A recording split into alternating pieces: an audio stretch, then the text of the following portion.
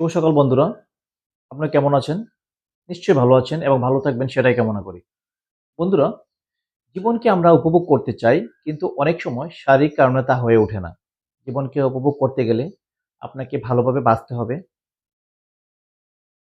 তবে আপনি জীবনটাকে ভালোভাবে উপভোগ করতে পারবেন।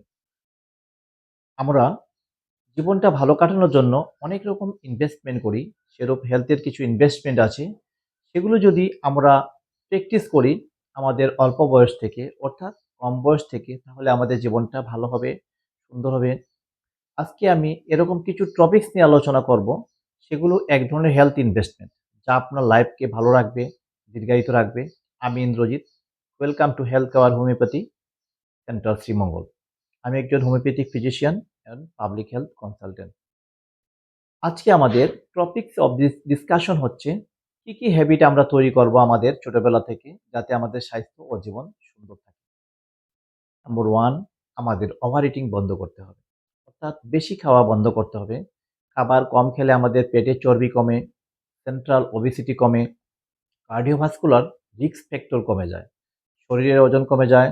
তার জন্য diabetes, cholesterol, thyroid, blood pressure, fatty liver এর প্রবলেম থেকে কিছুটা হলেও মুক্তি পাওয়া যায়। অনেকের প্রশ্ন থাকতে পারে, বেশি খাবার কম খেলে কি, কি প্রবলেম হতে পারে? সামান্য উইকনেস হতে পারে, আমাদের খিদে বেড়ে যেতে পারে, কিছুটা লিবিডো কমে যেতে পারে। তবে সবগুলো মেনে দেব। যদি আপনি লং টার্ম এ পদ্ধতি অ্যাডাপ্ট করেন, আপনার বডির ওয়েট যখন কমতে আরম্ভ করবে, তখন এই প্রবলেমগুলো ধীরে, ধীরে সলভ হয়ে যাবে। নাম্বার 2, বাদাম। আপনাকে বাদাম খাওয়ার অভ্যাস করতে বলা হচ্ছে, অর্থাৎ বাদাম আপনাকে খেতে হবে। বাদামের মধ্যে রয়েছে micronutrient, fat, mineral, fibre আর অ্যান্টিঅক্সিডেন্ট যা আমাদের হেলথের জন্য ভালো। যেকোনো বাদাম হতে পারে, চিনিবাদাম, আমন্ড, কাজু বাদাম ইত্যাদি। নাম্বার 3, হলুদ। হলুদের মধ্যে রয়েছে অ্যান্টিঅক্সিডেন্ট।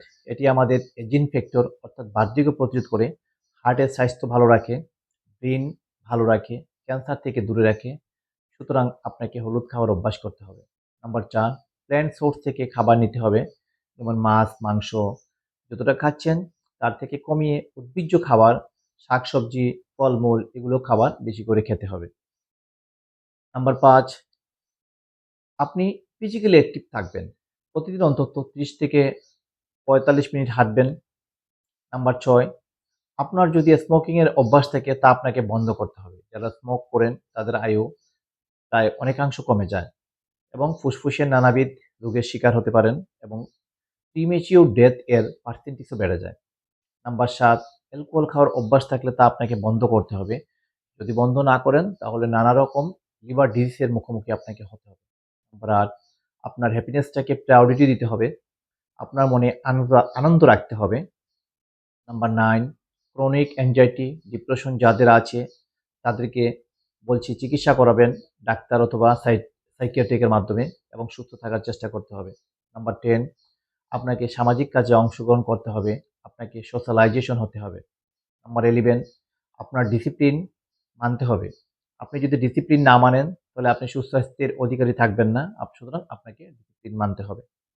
নাম্বার 12, চা বা কফি পান করার অভ্যাস থাকলে তা করে যান। দেখা গেছে চা বা কফিতে যেসব উপাদান আছে তা হার্ট এবং ক্যান্সারের জন্য ভালো।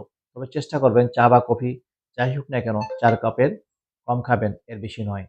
সবাইকে ধন্যবাদ। সবাই ভালো থাকবেন, সুস্থ থাকবেন। আজ এখানে বিদায় নিচ্ছি।